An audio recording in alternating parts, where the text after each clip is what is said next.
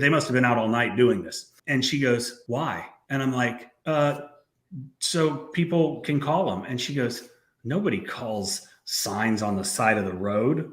That is what my 11-year-old daughter told me about Bandit signs. And she was right, kind of. And we're going to talk about that as well as some other really good customer generating, lead generating marketing methods in this video that I did with Justin from Forever Self-Employed. So let's check it out. Nothing is too expensive if it brings in business. I've heard dozens and dozens and dozens of guys that have implemented Justin's Facebook ad strategy that have said like, yeah, I used to put in like $3 a day and it never generated any money. No, and it's not going to. And then they say, then I listen to Justin and I'm like, okay, I'm gonna start at 25 bucks a day, and I'm going to do that consistently, and I'm gonna see what happens. And guess what happens? You start generating leads. You have to trust in yourself. You have to invest in yourself. You have to invest in your business, because if you don't, nobody else is, right? And if you don't invest in yourself and you don't trust in yourself, if you don't think that investing in yourself is a good idea, then pack your shit up and go work somewhere else. Go work for somebody for, whatever wage they're willing to give you, or bust your ass, get out there, stop feeling sorry for yourself, do what needs to be done, and basically you can pave your own future, right? The most wealthy people, they didn't sit back and complain.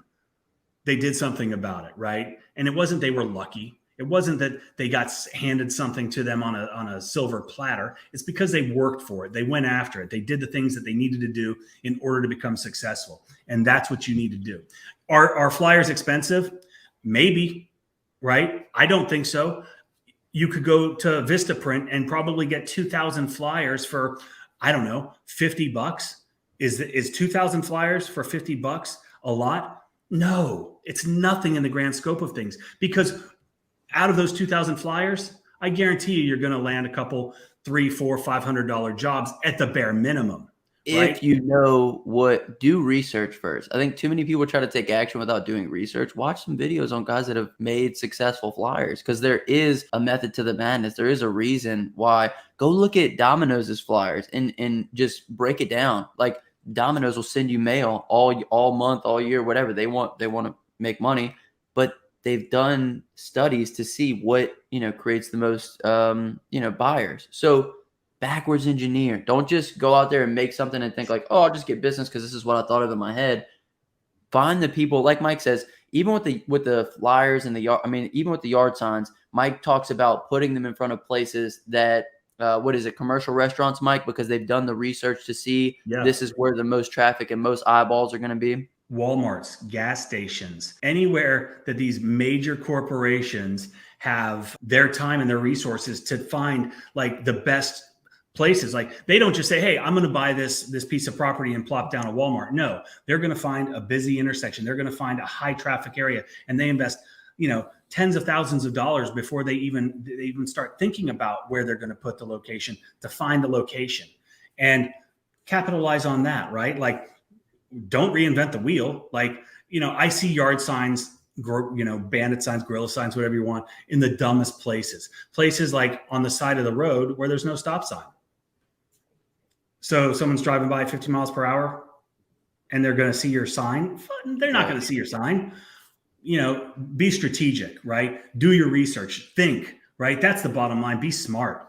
And I think that's the theme of like this whole talk right here, is like being calculated. Become calculated with your marketing, become calculated with how you're going to run your business, create a plan around how you're going to acquire business, how you're going to build these things. Don't just willy-nilly. Too many of you guys want big time success, but you're not willing to put in big time to develop a plan and a strategy around how you're going to cultivate that success. And that's ultimately what you need to do. You can't willy-nilly your way into big money. You can't just stumble into it. Like, that doesn't happen. Like, build out a plan.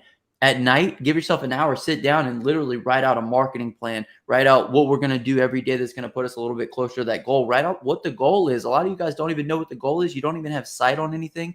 And if you don't have sight on it, how are you going to hit it? Right? Yeah. So this was one. You think volume of yard signs placed out is better than fewer signs in more high traffic areas? Like, do you think by having people see it repeatedly would help gain more customers? Yes. repetition is the key in every aspect of your marketing, right? Whether it's a postcard, like, I'm a big proponent of postcards. I'm a big proponent of all kinds of different marketing methods.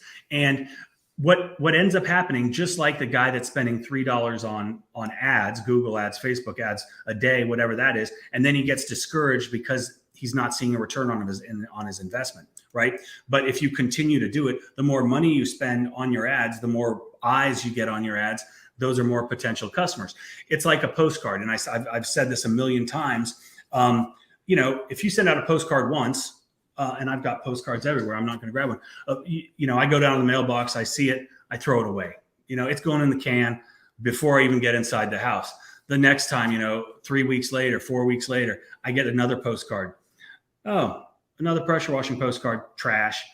Third time, this guy's persistent. He must be. Fourth time, I'm going to keep this because I noticed that my driveway is a little dirty in my house and blah, blah, blah. And then, it is repetition. It is how many eyes that you can get on your marketing to remind customers who you are, what you offer, and remind them that they need to, get in contact with you. Become a credible source. The more they see you, the safer you are, the more reliable you are, the more trust they have in you, right? It's just like reviews. The more reviews you have, the more trust you have. So yes, volume is key on every aspect, not just yard signs. Every marketing aspect. I want to ask you something too, Mike, with regards to yard signs. What kind of customers do you typically get from a yard sign? Are they like, you get good customers or what?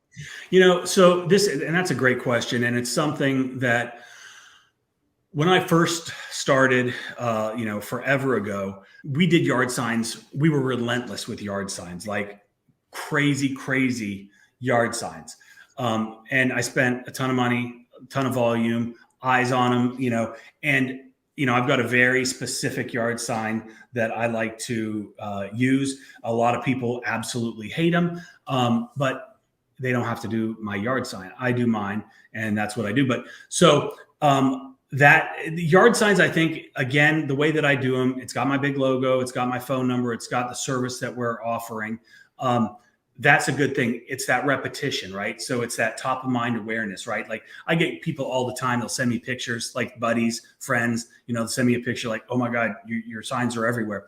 And they're really not so much anymore, but they've seen them for so long, when they do go to Google, when they do, and they see the logo, they're like, yep, that's a guy. So I think yard signs are really good. And if you're not targeting like the upper echelon of the customer base, then yard signs are really good. At this point in my business, yard signs aren't attracting the same customers that I'm targeting. Okay. I mean, right. Because this is why I asked the question, Mike, right? Like you are essentially, and this is why you have a competitive advantage, because you are essentially your own target customer, right? Right.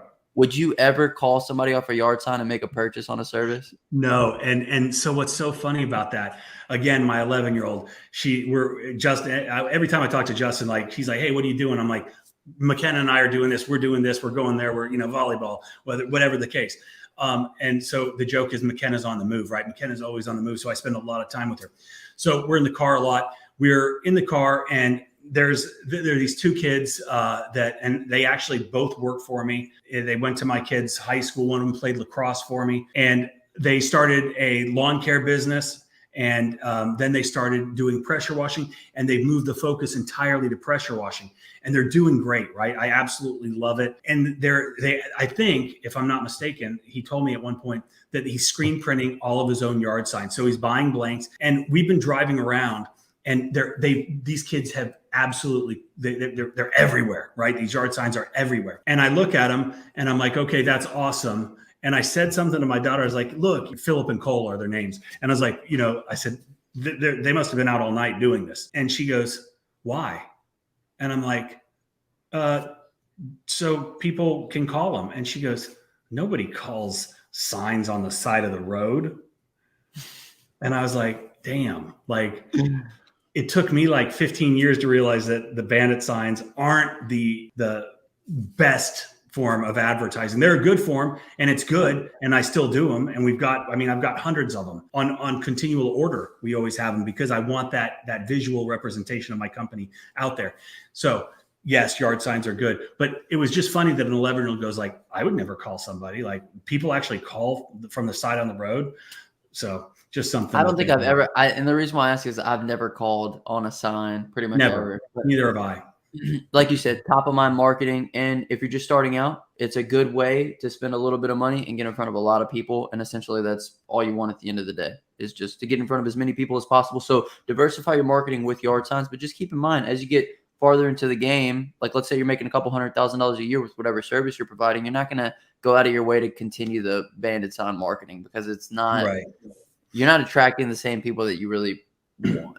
Right. Although when you buy in volume, they're so cheap. It's like, why would you not do it? But sell $100 off of every single course on the resource page. Check that out. Links below. All right. You heard what Justin said. $100 off every course on the resource page. So check that out. Link below. Also, there is a link below if you are interested in winning a pressure washing business starter kit with a 4-gallon per minute pressure washer, a 20-inch surface cleaner, and a 100-foot hose. All the information is right down below. Thanks for watching, and I hope you have a great day.